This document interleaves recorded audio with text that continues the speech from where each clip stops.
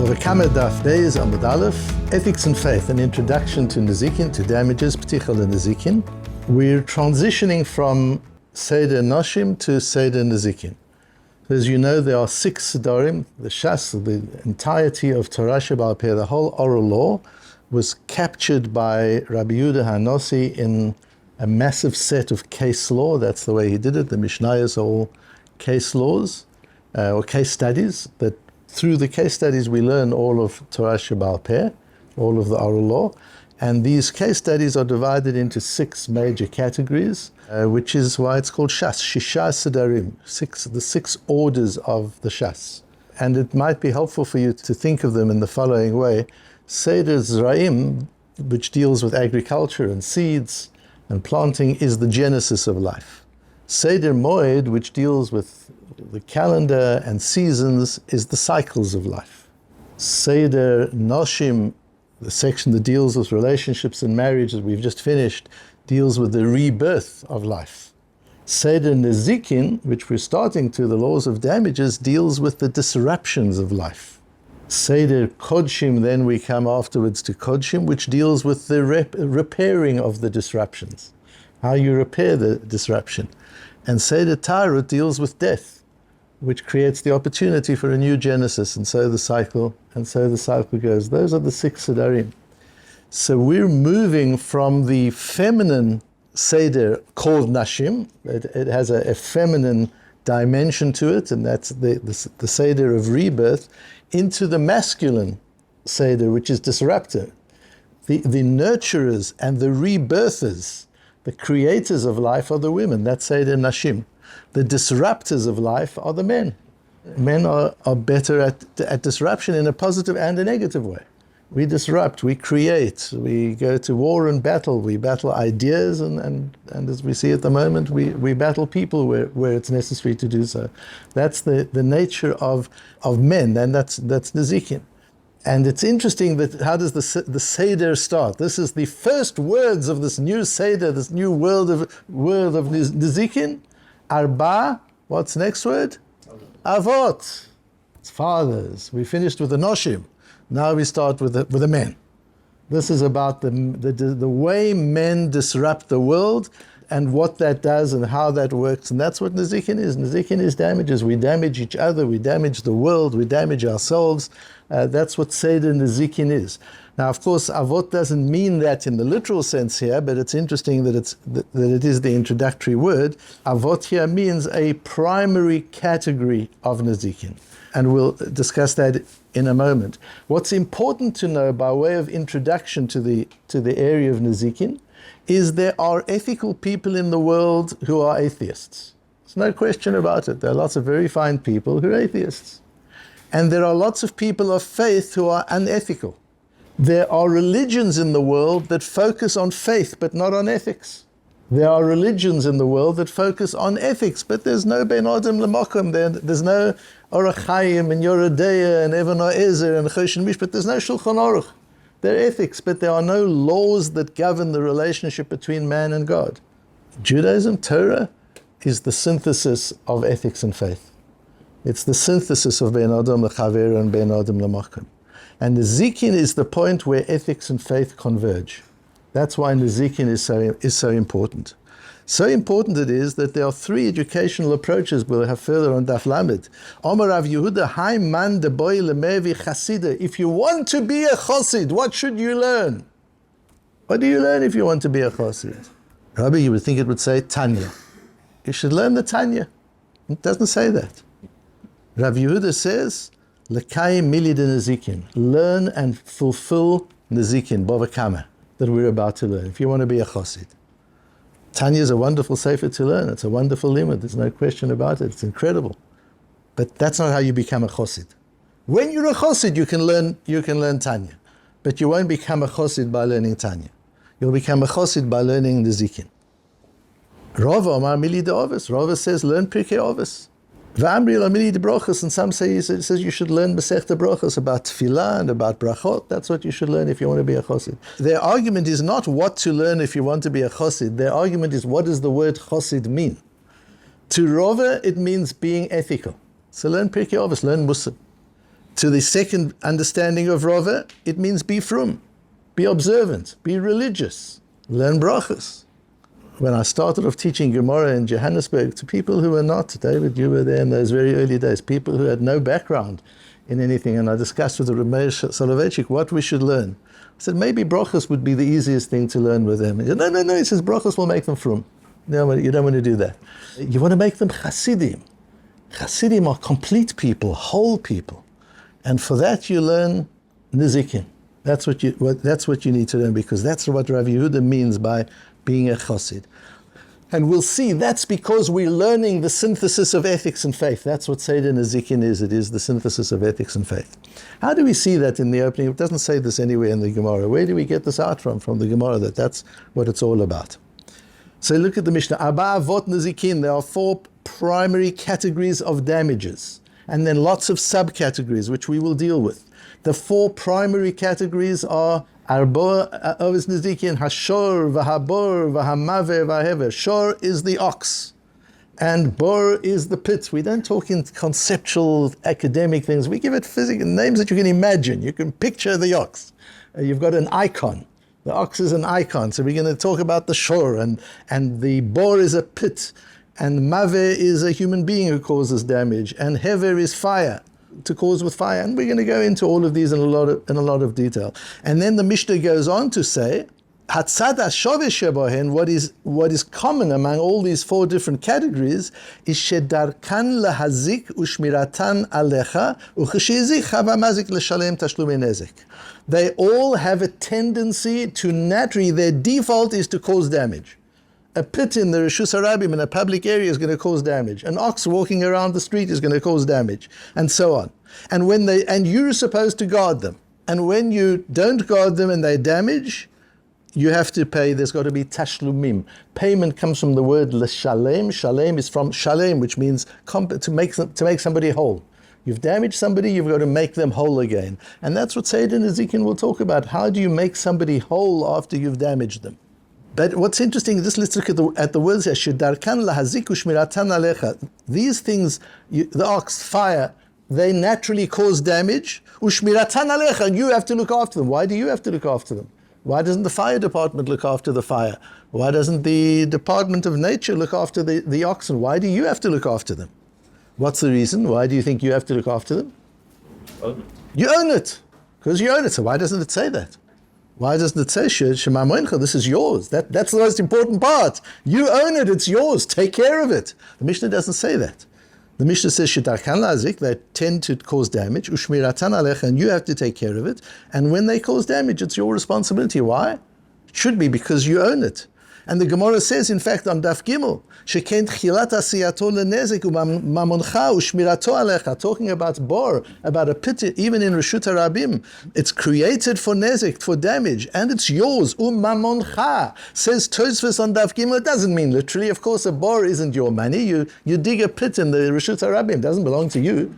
Fire doesn't belong to you. You light a fire and the fire goes and causes damage. The fire doesn't belong to you. That's not what we're talking about. So you see from Tosfos on Daf Gimel that the reason the Mishnah leaves out umamoncha is because not all cases of nezek are yours.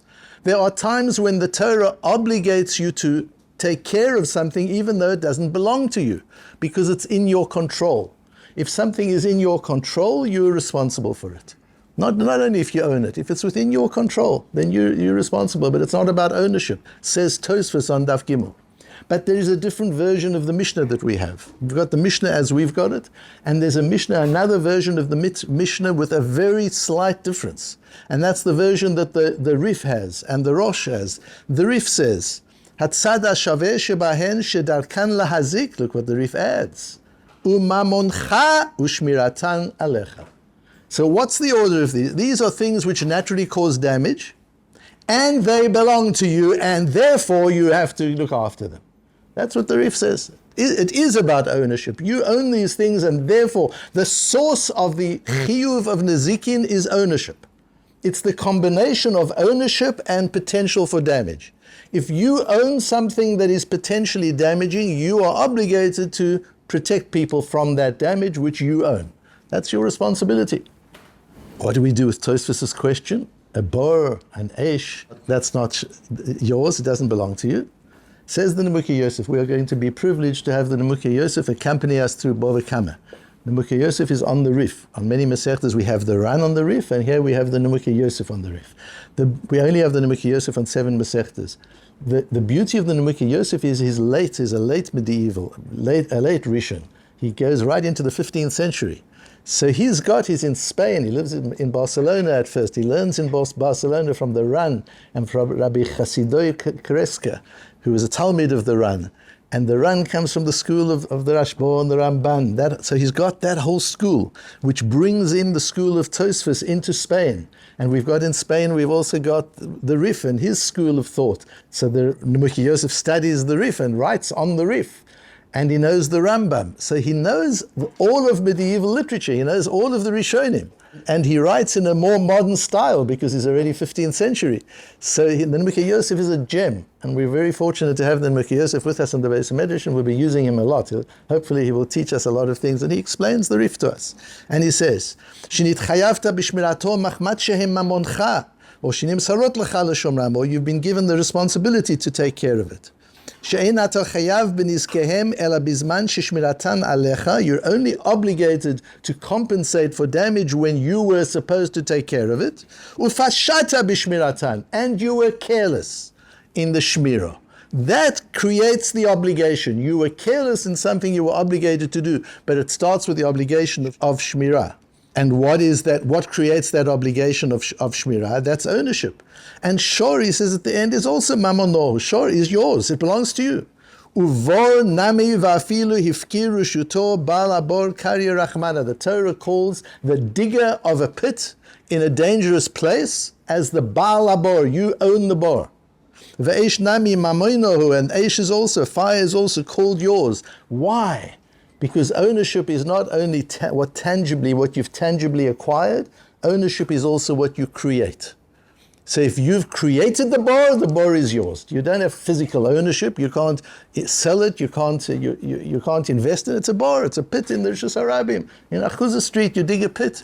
What does that mean? Who's it? It's your pit, even though it's not physically yours, it's not tangibly yours, and it's in the Rishus Harabim. The Torah calls it yours. And Eish also is yours because you lit the fire, or you allowed the fire to go. You created the damage. The creator is an owner. I use this, by the way, as a source for the ownership of intellectual property. How can you own something intangible like intellectual property? Because you created it. Something that you create is yours. And there are many examples of that, but that's how the Nemuki Yosef deals with the Tosfos' question on Bor and on Eish, that they are yours because you created them. Since they're yours and they are dangerous, you have to take care of them, you have to protect people from them. If that's the case, is it possible that chiyuv is not just a monetary obligation? So does that mean if I don't take care of my nizikין, I don't take care of my ox or my fire or my pit, I'm going to have to pay the damages. So I'd better take care of it. Or is it an issur? Do I have to do tshuva on Yom Kippur, even if nobody fell into the pit? Even if nobody was damaged by the fire? If I was careless with things that I owned and they didn't cause damage, have I done anything wrong? Is this an issur d'oraisa? Is this an issur of the Torah? Says the Rambam in Hilchos Nizkei Momen, Asur la'adam lahazik u'lishalem ma shehizik. It is forbidden for a person to say, I'll damage you and I'll compensate you, I'll pay you, don't worry. I just like damaging, I like destroying stuff, I'll compensate you in full, you won't lose a thing. You're not allowed to do that. Afilu ligroma nezik also. Even to indirectly cause nezik, damages is also, says the Rambam. This is an issur, this is not just laws, this is not just commercial law between people. Two things are happening simultaneously. This is the intersection. You're damaging another human being, and you're damaging your own neshama, you're damaging your relationship with Hashem because you're doing something against the Torah. And the Torah says, "Kashem she'asul la'adam she'yazik et chaveiro ve'im yizik chayav l'shalem." Just as you're not allowed to damage the body of another person, and if you do, you have to pay. Kach tzarich lishmor mamono shelo yazik ve'im yizik chayav l'shalem. So you've got to watch your property to make sure that your property doesn't cause damage. That's also an issur. Not only if you hit somebody and say, "I'll pay you back, I'll compensate you," but you damage his money, you damage his property. That's also an issur. Yeah, and Kigon Bor of Eish told the day, and he gives examples. Bor and Eish are also examples of that, as we see in the Nemuka Yosef. And the Shulchan Aruch Paskins, Asur lahazik mamon chaviro, there is an isur in damaging your friend's property. Says the Vilna Gaon, afilu b'makom sakana, even if you're in danger and you do it to prevent your own danger, you can't do it at somebody else's expense. You want to avoid being hit by a car on the street, so you drive into somebody else's car. You're not allowed to do that. Also, even if you cause it indirectly, you're not allowed to do it. So what is the whole idea of Nezikin that we're learning here? It's not just that if you cause damage, you have to pay. You have to take care of your properties, and you have to foresee the potential of damage. That's what Shmirah means. Shmirah means you have Shmirah in an army camp or on a moshav or on a kibbutz, you've got Shmirah. They're guarding. What are they guarding against? Nothing's happening. They're not responding to an attack. They understand there's a potential for attack and they're preventing it. That's what Shmirah is, to foresee second and third order consequence and take steps up front to prevent it from happening. That's what a chosid does. A chosid understands not only to keep the laws of the Torah. A chosid understands you've got to think of third order consequence. If I do certain things or I don't do certain things, what is the effect of that? What is the effect of that on other people? What is the effect on that on the planet? What is the effect of that on my neshama, on my soul? What is the effect of that in my relationship to God? I've got to pre-think these things. And that's why the Chachomim make gezerot. That's why they make fences, so to say, says to make sure we don't even come. They realize human nature is such that if you're allowed to handle a pen on Shabbos, you'll jot something down by mistake. So don't touch the pen. That's Shmirah. The actual halacha is you're not allowed to write on Shabbos. Shmirah is chasidus. That's going beyond it and saying, if I'm not allowed to write on Shabbos, best I don't touch a pen on Shabbos because I might come to write if I do. It's foreseeing the possibility, foreseeing the second or third order consequence. That's the essence of chasidus. And when you learn Nezikin, that's what you're learning all the time. You're learning consequence. You're learning the potential for consequence, the possibility for consequence, the idea of accountability. These are all the things that you're learning when you're learning Seder Nezikin. And therefore Rav Yehuda says, Hai man de boy lemevi chasida. If you want to be a chosid, then understand you have to watch not only yourself, you have to watch your property. You not only have to compensate people if you damage them or your property damages them, but you're not allowed even to get to that position. Although the whole of Nezikin, Choshen Mishpat, is talking about what happens if you did damage somebody. But the chasidus of Seder Nezikin is what do you need to do to make sure you never damage somebody. And that's where your mind is as you go through Seder Nezikin. And that's why Haiman de Boile Mevi Chasida Lekayim Milid Nezikin.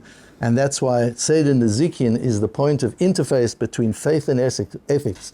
The only religion that goes so far in merging the two. We don't think of ethics separate from Ben Adam Lamokim, separate from faith. And we don't think of faith separate from ethics. In Torah, there is no such thing as a religious person who is unethical. He's not a religious person.